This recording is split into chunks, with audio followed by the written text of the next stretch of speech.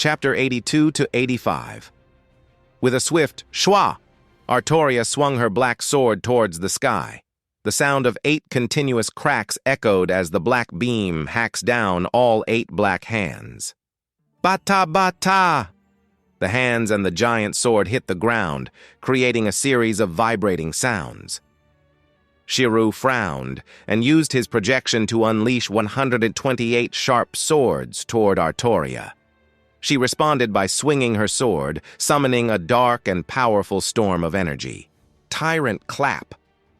But before she could unleash it, Shirou grabbed hold and activated his broken phantasm. Boom! Boom! Boom! The 128 sharp swords exploded, creating a dense and explosive rain. Yet, Artoria emerged unscathed, walking out of the explosion with ease. The flame in his eyes flickered slightly as he gazed upon Saber's impressive magic resistance and the increased power granted to her by the black mud. It was a formidable sight, and Shirou knew that he was facing a much stronger opponent than before. But then, without warning, Saber's jet-black sword began to glow with a faint light before blooming into a massive black beam. Artoria swung the sword towards Shirou, shouting, "Excalibur!" His reflexes were lightning fast. He summoned the black mud to crash down with formidable power, propelling himself into the sky and narrowly avoiding the attack. The mud transformed into powerful wings, lifting him higher and higher as he hovered in the sky, observing the tremendous dark explosion slowly dissipate into nothingness. "Did you resort to using your noble phantasm because you realized that I was proving to be a difficult opponent?" Shirou asked, wearing a relaxed smile. But his question was met with another intense black beam. Despite Shirou's efforts to dodge the attack with the power from his wings, the black beam was too much for him. He summoned the mud, transforming it into an energy propulsion system, and quickly increased his speed, flying around Artoria. After the black beam dissipated, Shirou slowly descended to the ground. "Your sword is incredibly powerful. If I had been hit by it, I would have lost," Shirou praised, without any hint of mockery or condescension in his voice. However, his words were met with Artoria's impact. The Grail's magical energy allowed Artoria to unleash her noble phantasms without limitations. However, each noble phantasm required sufficient accumulation of magical energy before it could be activated. Artoria's black sword, in particular, required a brief 3-second charge before it could be utilized. This meant that every 3 seconds, Artoria's barrage of beam attacks would rain down upon him. Despite his calm facade, Shirou couldn't help but feel a twinge of anxiety as he prepared to face this seemingly endless barrage. But he had come too far to let fear get the better of him. His courage had been tempered, and even though anxiety still gnawed at him, it no longer held any power over him. It was like giving a speech or performing on stage. The first time he was nervous and scared, but with each subsequent performance, he learned to control those emotions and channel them into something useful. Moreover, his heart had already been liberated by his hero. He could not stop now. The power within him swelled, and he commanded the 2 massive black hands to attack Artoria. And with a determined gaze, Shirou began to recite the incantation for unlimited blade works. Artoria, now known as Artoria Alter, due to the tainting effects of the mud, was still the same person, sharing the same memories as before, but with vastly different personalities and dispositions. Despite her current state, Artoria was familiar with Shirou's unlimited blade works and remembered the awe-inspiring strike that had shattered the mud barrier. Shirou, who wielded the powerful EX Noble Phantasm, was a formidable opponent in his own right. Coupled with his immense reserves of magical energy, Artoria was at a disadvantage. Her only chance of victory was to unleash a barrage of beams without end. But once Shirou activated unlimited blade works, she knew that her chances of victory would be even slimmer. So she redoubled her efforts and attacked Shirou with even greater ferocity. The mud hands were incredibly powerful, but their slow speed made them comparable to Artoria, who was in a weakened state due to counter-hero C. With a swift slice, Artoria shattered both of the mud hands, sending them flying. The black sword then whistled towards Shirou with a fearsome force. He faced the incoming sword, his hand tracing through the air as he recited his incantation. In an instant, 72 shimmering shields appeared, blocking the black sword's path, while a ball of mud formed around Shirou, creating a barrier to protect him. The rustling of wind filled his ears as he stood, unwavering behind his defenses. Crack, crack, crack, crack! The black sword, its power unrelenting, broke through the 72 shields, but when it came into contact with the mud's protective shield, a metallic shock echoed through the air, unable to penetrate the mud's barrier. Whoosh, whoosh, whoosh! At that moment, 2 additional black hands emerged from each side and lunged toward Artoria. She swiftly shifted her sword to fend off their assault, and the black hands alternated between attacking and defending with fluid ease. The display of their lightning-fast offense and defense was both thrilling and awe-inspiring. Shirou was like a fortress, wielding magical energy akin to that of a ley line. He used the evil Flower A+ skill to continuously absorb the malevolent energy surrounding him, increasing his magical energy. The mud around him formed a sphere that offered 360-degree defense with no blind spot, and it could also split into evil hands for an offensive strike. The mud acted like a fortified army, safeguarding Shirou with coordinated discipline in its offense and defense. Guided by Shirou's consciousness and paired with projection shooting, the mud was like a personal war machine, amplified by Shirou's magical energy, similar to a ley line and the evil flower skill to absorb evil power. He was unstoppable. The only disappointment was that Artoria's black sword was too high in rank for the mud to corrode and disintegrate it as easily as it did with Diarmuid's spears. However, this didn't pose a problem. With her weakened state from Shirou's counter-hero C, Artoria was powerless to break through Shirou's defense. She could only watch helplessly as Shirou, guarded by the mud, began to chant unlimited blade works. Kacha! Kacha!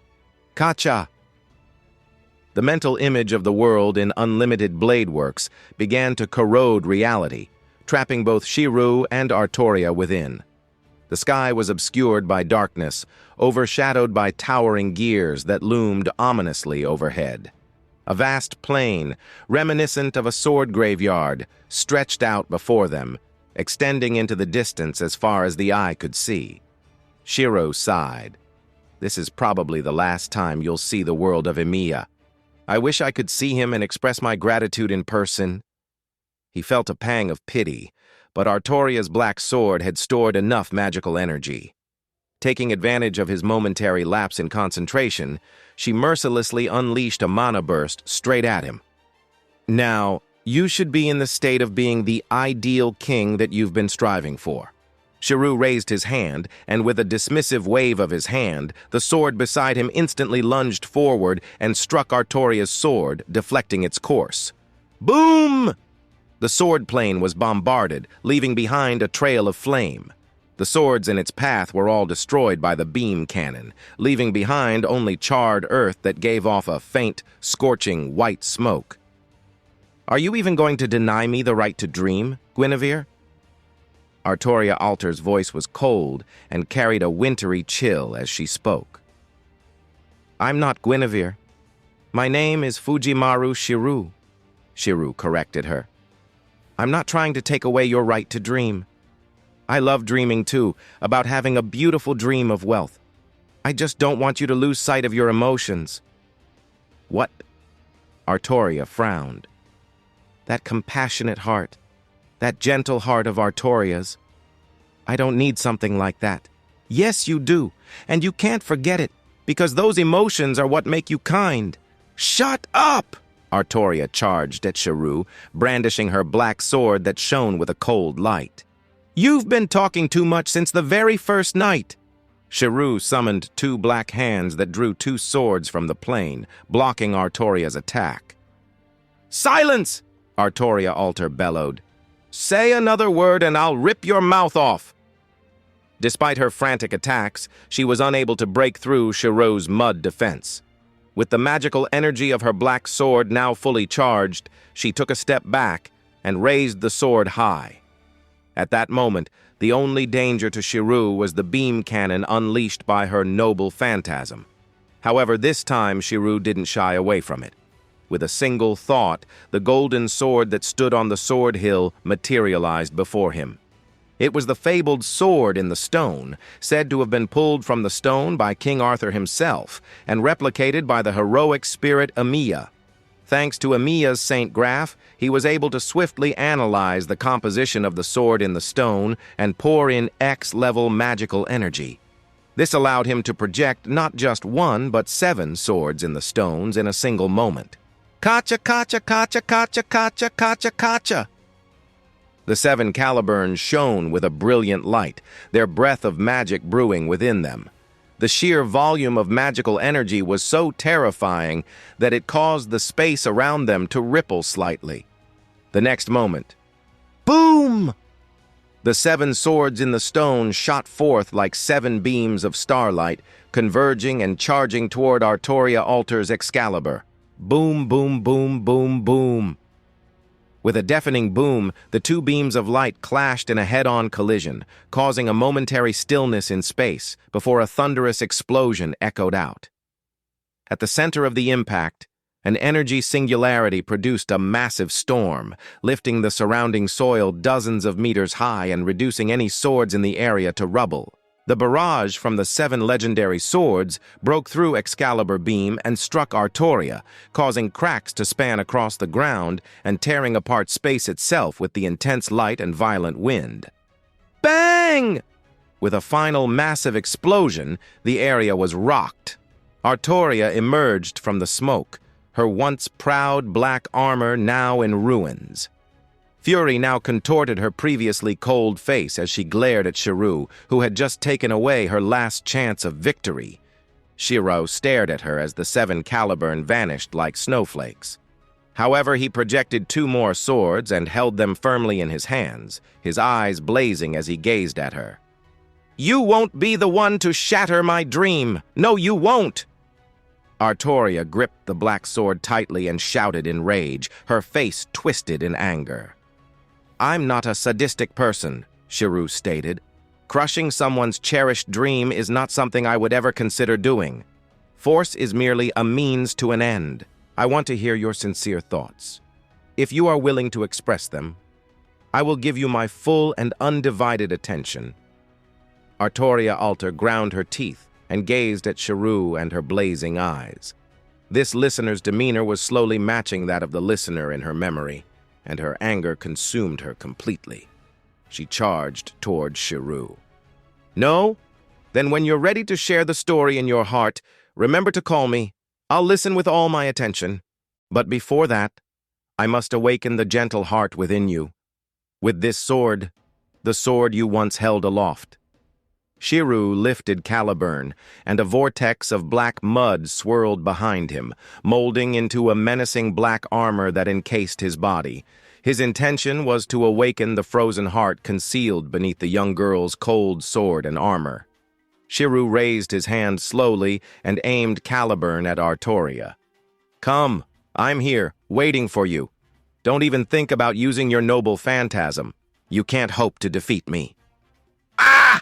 Artoria gripped her sword tightly, her previously cold and indifferent eyes now blazing with anger. She perceived Shirou's words as a challenge, but in reality, he merely wanted to awaken her.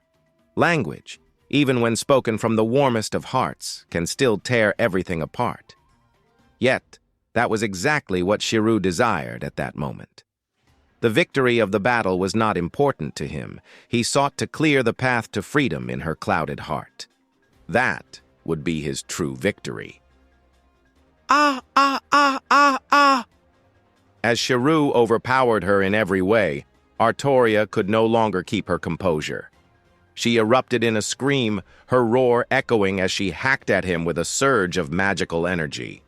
Despite the attack, his face remained calm as he watched Artoria charge toward him. Then, Instinct C. Knight's strategy C. Honor of suffering C. Unyielding will C. Triumphant return of the sword C. In a blur of motion, Shirou called upon all the close combat skills he had copied, and his naked eye sharpened to a laser focus, tracking Artoria's every move with startling clarity. The air around them was filled with the sound of rushing winds as Artoria swung her black sword with incredible force. But Shirou was ready. In a split second, his sword met hers with a fierce strike from the bottom, sending a shower of sparks flying. Their swords clashed with a deafening ring, the force of the impact shaking the very ground beneath them. With her black sword deflected, he launched a second strike from Caliburn, which she expertly parried with a deft horizontal strike. Bang! The impact was so heavy that Artoria's hands recoiled, and a powerful explosion rippled out, knocking aside nearby swords. Shirou's body was covered in a layer of protective black armor that connected his nerves and muscles, enhancing his power. With the integration of attack and defense, he was able to change tactics in an instant. This was the true power of the mud, and apart from being slower, it had no significant drawbacks. Additionally, he had already triggered Mana Burst C, and the combined effects of the immense magical energy and black mud, as well as Counter Hero C, had left Artoria weakened. It would be strange if she didn't feel the weight of the sword. Because of Shirou's increased strength, the imitation sword he was using couldn't withstand the force, and snapped with a loud crack. The copied Caliburn was shattered by his immense power.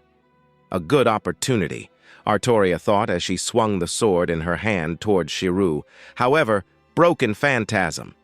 Shirou triggered the explosion of the broken Caliburn, which sent Artoria flying with its immense release of magical energy. Just as the explosion was about to engulf him, his black armor surged and transformed into a giant black maw that devoured the aftershock of the blast. The armor chewed noisily a few times before returning to its sleek black armor. He accepted and acknowledged it, which in turn provided him with protection. The integration of attack and defense allowed for rapid and constant transformation. Shirou projected Caliburn once more and gripped it in his hand. Although the quality of my sword may be lacking, I still possess a certain level of confidence in terms of quantity. Troublesome. Difficult to handle. That was the only thought running through her mind. The projection was indeed trouble, but even more so was the magical energy that loomed larger than her and seemed to be expanding without end. To top it all off, there was that mouth and those eyes that grated on her nerves like nothing else. Click, click, click. Artoria removed her armor. She realized that the heavy defense it provided was useless against Shirou, and so she decided to shed it in exchange for increased speed. She hoped that by doing so she could catch him off guard and gain the upper hand. As she charged toward him with a sword in hand, she realized just how unfair Shirou's power was. It was as if he were cheating. Dark energy pulsed through his armor, and two black hands sprouted from his back, one on the left and one on the right, each one holding Caliburn. "You're still facing me, facing your own heart, Artoria," Shirou said calmly. "Why do you have to destroy my dream?" she cried out. "I know it's fake, I know it's hypocritical, I know it's a reflection of my own weaknesses. But why must you take it away? It's the only place where I can be vulnerable. Why do you have to take that away from me?" "Because, Artoria, your actions have already caused problems for others." She glared at Shirou. "This world is not your Britannia, and Fuyuki City is not your Camelot. You cannot be a ghost who remains trapped in the past." "Why can you say that?" she demanded, her anger rising. "Shut up. Just shut up. The clashing of swords can only bring understanding to those who comprehend each other's hearts," Shirou explained. "If I don't speak my feelings, how can you understand my heart? And if you don't express yours, how can others understand your thoughts and feelings? Isn't the purpose of human speech, of language, to convey each other's sincere hearts?" You bastard!" She stepped back twice. Despite his warm demeanor, she could tell that this person claiming to be a caster had not changed one bit. He still attacked with his words, just as he had done on their first encounter. On that night, his language had been harsh and malicious, but now it was comforting, like a listener who offered a warm ear to one's troubles by a cozy fire on a cold winter night. We all have a past that we don't want to forget, but unfortunately the past cannot be changed. He spoke with a gentle tone. If you are burdened with hatred, regret, anger, and feel like no one comprehends or listens, know this. I am here for you. I will listen. Silence, you heartless aggressor. I may not be able to defeat you or take your life, but neither can you destroy me. You persistently torment me, seeking to shatter my Camelot, eager to bear witness to the unsightly ruin of my shattered dreams. Is that not so? Artoria's voice was full of defiance. I say to you, it's not happening. My Camelot, my family, my friends, you won't destroy any of them. She lifted the black sword with anger, then, with a swift motion, plunged the blade into her own heart with a crisp shink. If I can't kill you, then I'll kill myself. You will not succeed in tearing down my dreams, she declared. He asked, Why did you do this? Have I done something to make you hate me? Yes, I hate it. I hate it completely. Don't show me your hypocritical face anymore. Artoria's form begins to fade away, and she cries out, You claim that the past can't be changed, but what about Camelot? Where is the future of Camelot? Shirou approached her, his eyes locking onto her face, which was contorted with anger and hatred. He took her hand, slowly raising it to her chest, and said softly, Here. What do you mean? She demanded, her eyes narrowing. What is here besides my flesh? Camelot, your family, your friends, haven't you realized that already? That home you've always wanted to go back to, it's all right here. She gazed into his bright eyes and suddenly felt a pang in her heart. Camelot has never truly left you. Its light still shines in every corner of your heart, residing within you. Even if you can't see them, the people who matter to you will always be by your side. He asked, Can you hear it? The voice that's been calling to you all this time? It was a starry night, and the bonfire blazed brightly. Tristan, the sentimental knight, strummed his light and cheerful harp, while Lancelot brandished his sword and Lamorak displayed his impressive skills.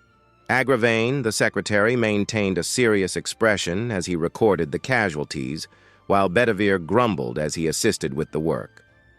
The knights gathered around the fire, sharing tales of their victories.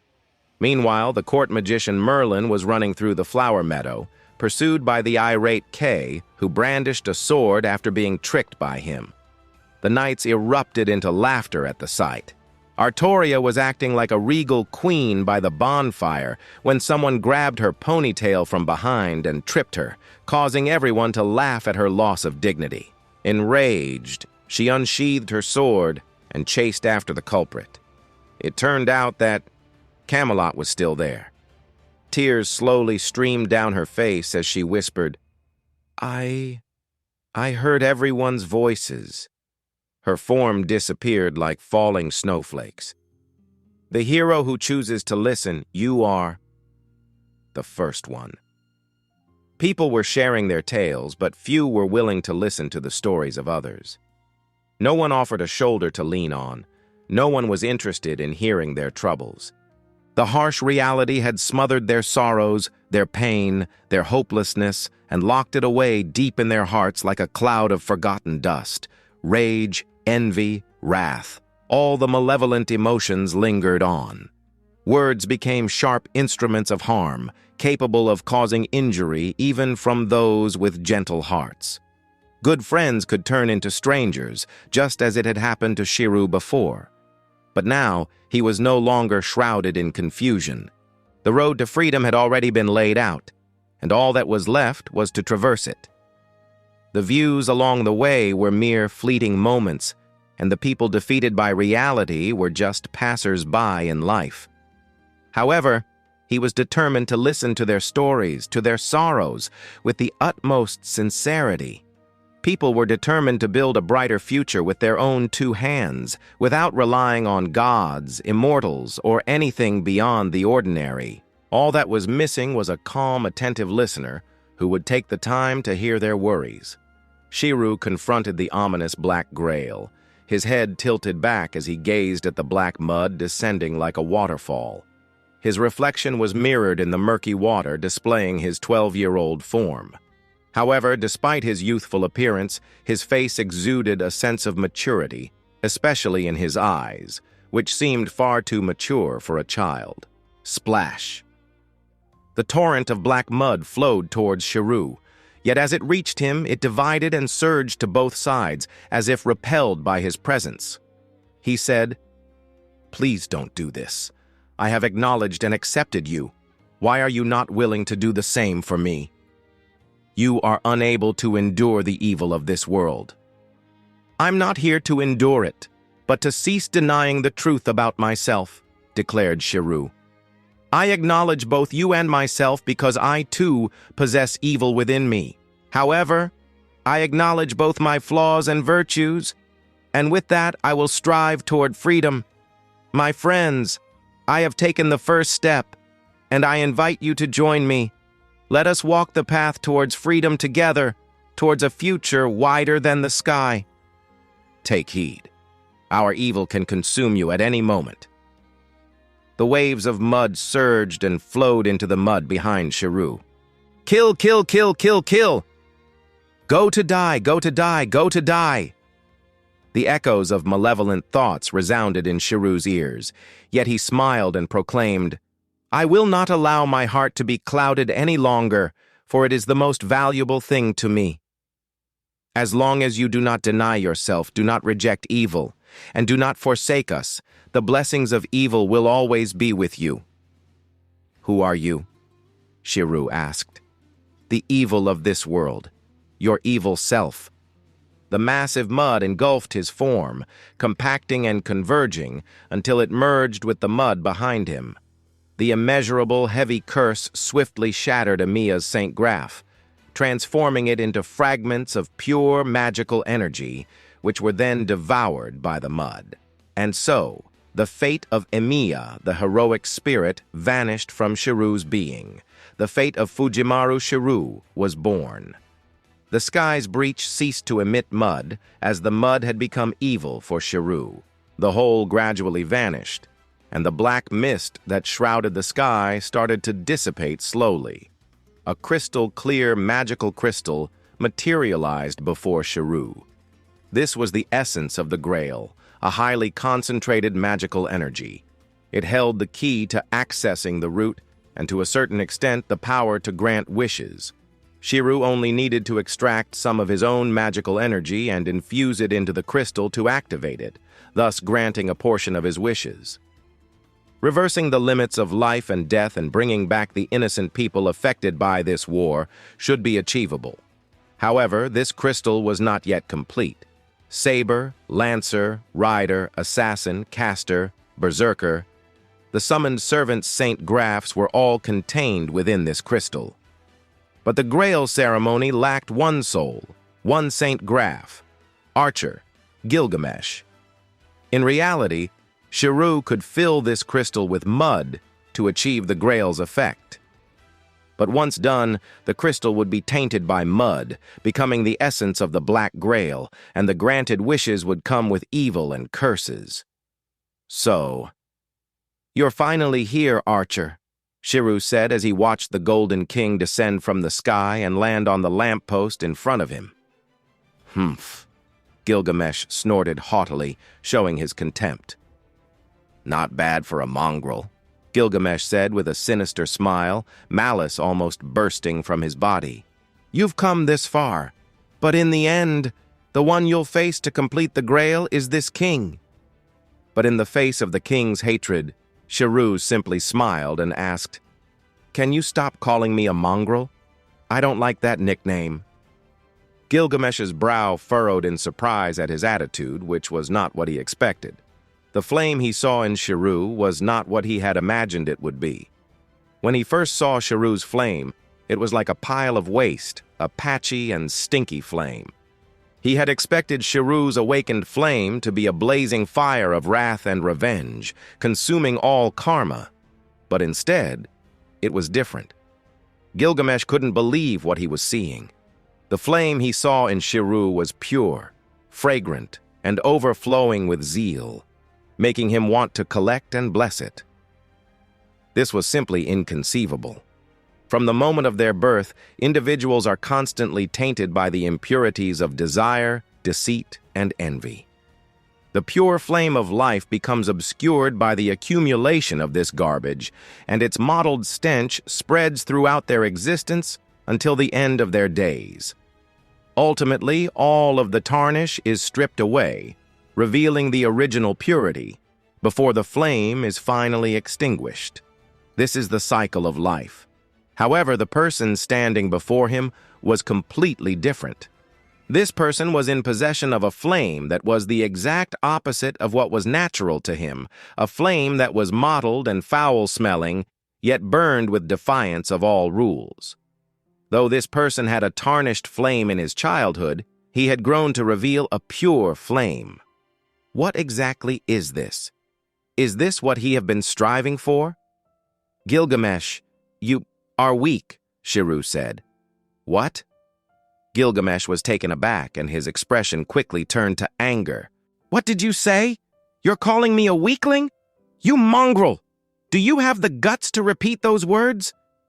Shirou remained unperturbed. No matter how many times I say it, nothing will change. Your rage blinds you, rendering you just as vulnerable as the rest of us.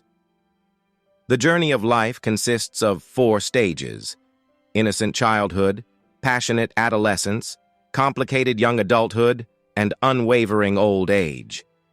You, like all of us, will eventually face the harsh realities of life and feel anger and helplessness. Gilgamesh's cold gaze was filled with killing intent as he glared at Shirou. You dare to lecture me, the king, on how to be human? I am no teacher, and you are certainly not a child. I have despised you until now, and would have taken your life if I could. The Grail's completion demands your death. However, the kindness you've shown me cannot be ignored. If I fail to repay it, I wouldn't be true to myself. Shirou stretched out his hand, a smile on his face. Just this once, I'll be your Enkidu. Boom! Like a spark, it fueled the already raging Gilgamesh. He glowered viciously at Shirou, his body exuding an intense aura. You dare claim to be him, you mongrel? The killing intent in Gilgamesh's gaze was palpable, and an array of 128 noble phantasms materialized around him, all aimed directly at Shirou. Despite the ominous atmosphere, Shirou remained calm, his expression emotionless, but his heart brimming with a gentle warmth.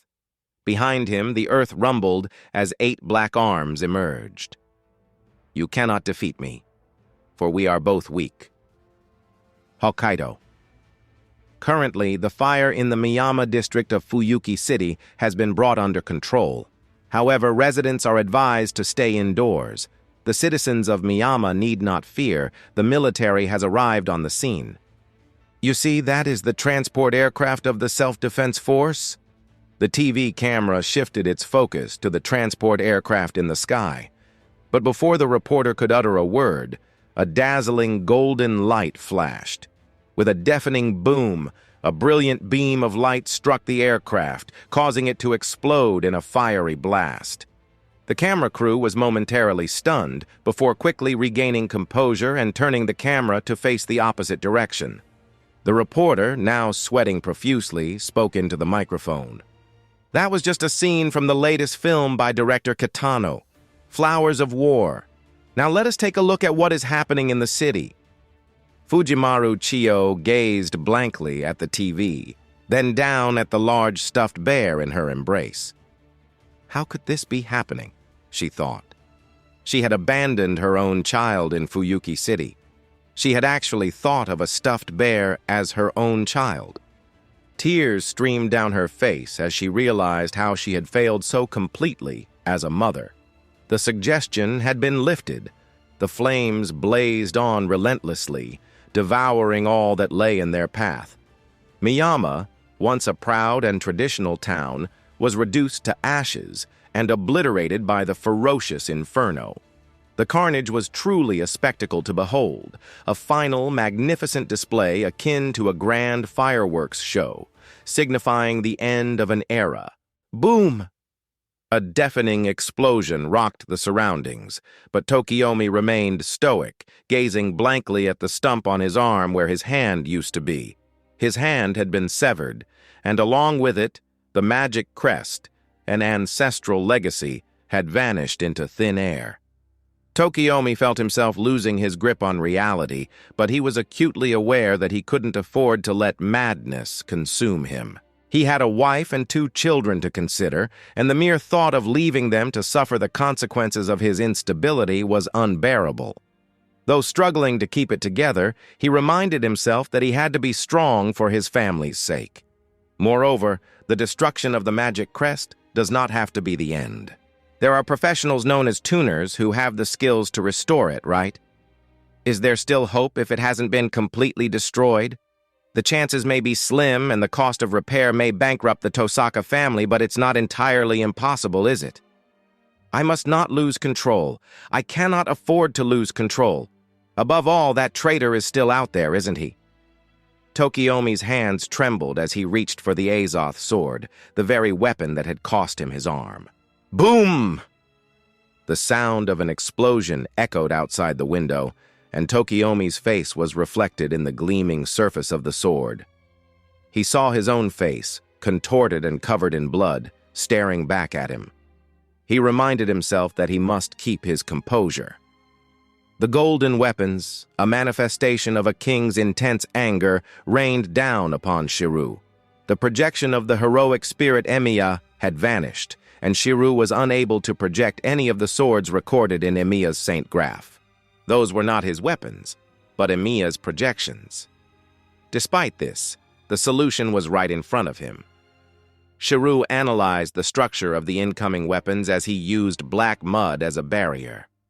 Ka, ka, ka, ka, ka, ka.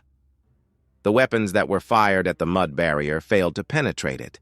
Instead, they were immediately contaminated and corroded by the curse of the mud and ultimately swallowed by it. "You filthy, disgusting mongrel!" Gilgamesh bellowed in rage as he took in the situation, the anger in his eyes intensifying. He had seen the true nature of the mud. It was impossible for him to miss it. From the moment Shirou emerged, it would have been strange if Gilgamesh couldn't discern the truth of the mud that was right before him. Gilgamesh retrieved his inferior weapons and swapped them for A-rank noble phantasms. Only weapons of A rank and above could pierce through the mud's defense and avoid destruction by its curse. As a result, the majority of the treasures in the Gate of Babylon were filtered out.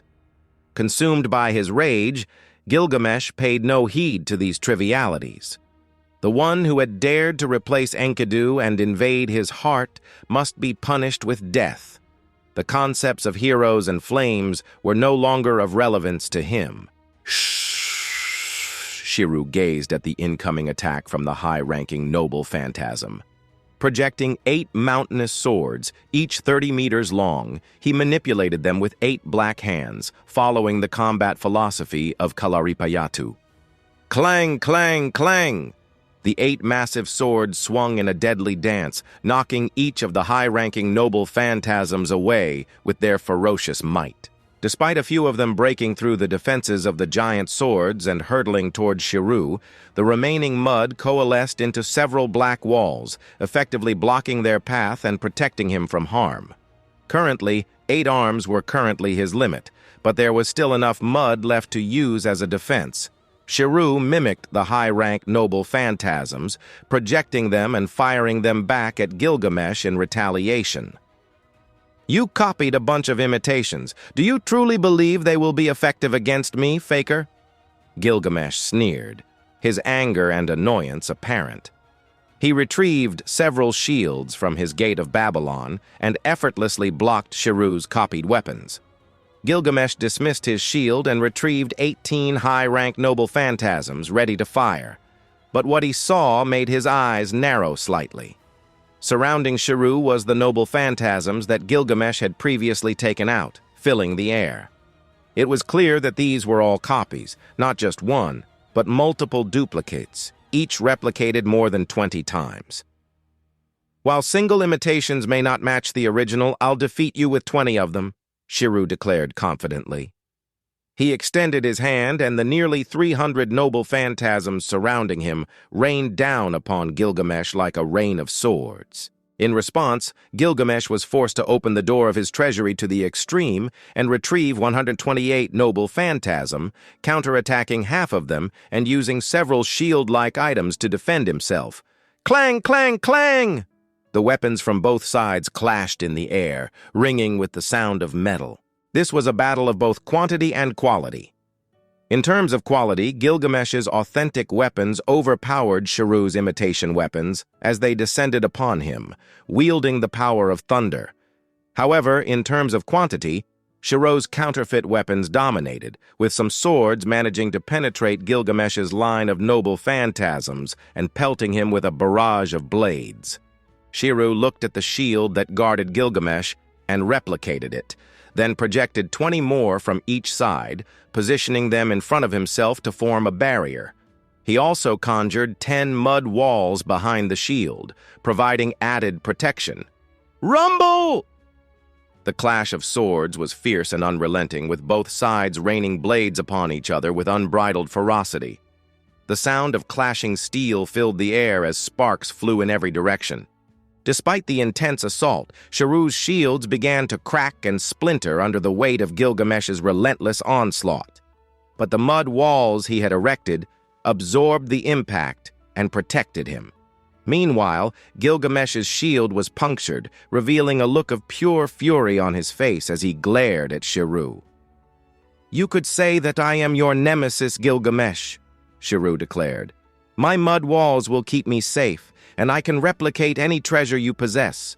But do you have enough treasure to defeat me, King of Heroes?" "Don't get ahead of yourself, mongrel." Gilgamesh took out a sword from the Gate of Babylon, its mystical power pulsing with energy. In a split second, a powerful beam of light shot toward Shirou with devastating force. There was no mistaking it. This was the prototype of Caliburn. However, Gilgamesh was merely infusing it with his magical energy, failing to unleash its true name. As a result, the beam of light that it emitted was estimated to be 3 times more powerful than the light beam produced by Shirou's replicated Caliburn. No worries. Mud rose up behind Shirou, and 8 massive hands extended like shields, directly blocking the Caliburn's radiant light. Gilgamesh retrieved a cursed spear, Gabolg, and hurled it at Shirou. With the ability to penetrate its target no matter how they evade, the spear fragmented into 30 short spears and pelted Shirou from all directions. However, 30 black hands suddenly emerged from the arms of the 8 massive hands that were blocking Caliburn's light. They seized each of the short spears and dragged them down into the mud, causing a deafening screech to echo through the air. Sizzle, sizzle, sizzle. With a fierce gleam in his eye, Gilgamesh reached once more into the Gate of Babylon and withdrew a terrifying weapon, the Scythe of Death. The weapon's long, curved blade glinted wickedly in the light as Gilgamesh swung it with a sweeping motion, the blade seeming to cut through space itself as it descended upon Shirou with devastating force. But Shirou was ready. With lightning-fast reflexes, he summoned forth his power, and 2 massive hands erupted from his abdomen, each one clasping the deadly blade and halting its progress in midair. Shirou declared, "It's pointless. Regardless of whether the cause and effect are inevitable or unavoidable, no noble phantasm of causality can break through my mud." Gilgamesh took out Dainsleif, the infamous sword of destruction. But the curse of the mud was far too powerful, and the sword's own curse was inverted, causing it to crumble. Gilgamesh then pulled out one after another, a series of noble phantasms with peculiar abilities such as Gram, Kalidbolg, a formless lightning bolt, and so forth. However, no matter if it was an assault with a destruction curse, an inevitable cause and effect, or even an attack across dimensions, they were unable to penetrate the barrier of the mud. The mud that housed all the world's evil appeared to be the most impregnable fortress in existence. Regardless of causality or curse, it effortlessly absorbed everything thrown its way. I must admit, you now possess the qualification to confront Ea. Gilgamesh narrowed his eyes, radiating a chill. The gate of Babylon opened behind him, revealing a golden sword hilt that gradually emerged. Ah! Gilgamesh reached for the hilt, but a whistling sound made him instinctively flinch. He saw a duplicate of the cursed sword Dainsleif whiz by, narrowly missing his hand. If it weren't for his quick reflexes, his limb would have been severed. I won't allow you to use that sword, Shirou spoke as he slowly lowered his hand. Are you afraid, you mongrel? Gilgamesh sneered, his face twisted in contempt. But Shirou nodded and replied, Yes, both that sword and Artoria's holy sword are beyond my ability to deflect. He spoke with a serene expression, as if stating a fact of life, devoid of any embarrassment. Gilgamesh felt the same frustration as Artoria did. Initially, when he was engulfed by the mud, Gilgamesh did not view the motley evil thoughts as anything extraordinary. They were merely a collection of the wicked thoughts of a pack of mongrels, and their most potent power was their ability to pollute the will of others and cast curses. But as Shirou fought alongside the mud, he finally came to understand how bothersome it was. Curses are ineffective, causality is ineffective, and dimensional attacks are ineffective. Attacks from noble phantasm below rank A cannot even cause fluctuations and are swallowed by the mud. When A rank and above noble phantasms attack, Shirou directly duplicates over 20 of them and shoots them down. Facing the mud and that evil, even with the Gate of Babylon and all the original treasures of the heroic spirits, Gilgamesh found it difficult. This reminds him of the past. Despite his divine wisdom obtained from the gods, he was helpless in front of the people of Sumerians whom he had loved so dearly during his lifetime. But perhaps this was also a result of his own actions. Gilgamesh believed he had foreseen everything and created a foolproof script, but reality proved otherwise. Loopholes emerged and the script began to falter. Just like during his reign in Uruk, he had made a meticulous plan for the Sumerians to break away from the gods and thrive in the human era. However, in the end, the plan was easily torn apart by the main character of the plan. Gilgamesh could tolerate the targeting of Shirou by those spirits and even the arrival of the Enlightened One, but Shirou's acceptance of the mud was the one thing that completely unraveled his script. This was the point at which everything fell apart. Gilgamesh's intention was solely to provide Shirou with the mana necessary to overcome the trials, even if it meant using all the world's evil to devour him. However, he never anticipated that Shirou would directly extract the evil mud. This unexpected outcome, beyond even his eyes and wisdom, came as a genuine surprise to him. The mongrel had completely shattered the predetermined outcome of the future. He had created a true monster, and now he must face the consequences of his actions.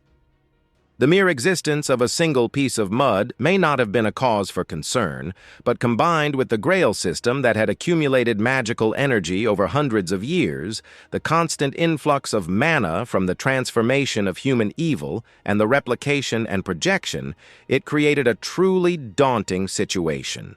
At this moment, Gilgamesh's only way of victory is to use Ea to break apart the mud with its power to open the sky and crack the earth. But Shirou was well aware of the power of Ea and would not allow Gilgamesh the opportunity to wield it. If Gilgamesh dared to draw the sword, Shirou would launch a ferocious attack without hesitation, leaving Gilgamesh little energy to defend himself. As a result, Gilgamesh, who was ready to unleash Ea, would likely be caught off guard. I must admit, you've become a valuable opponent for this king to take seriously, Gilgamesh said, tapping his foot before jumping down from the streetlight. As he descended, a shimmering boat made of gold and emerald appeared beneath him, the Vimana. With a graceful motion, Gilgamesh seated himself on the throne of the radiant Vimana and set sail toward the sky. "Trying to escape?" Shirou asked. "How foolish!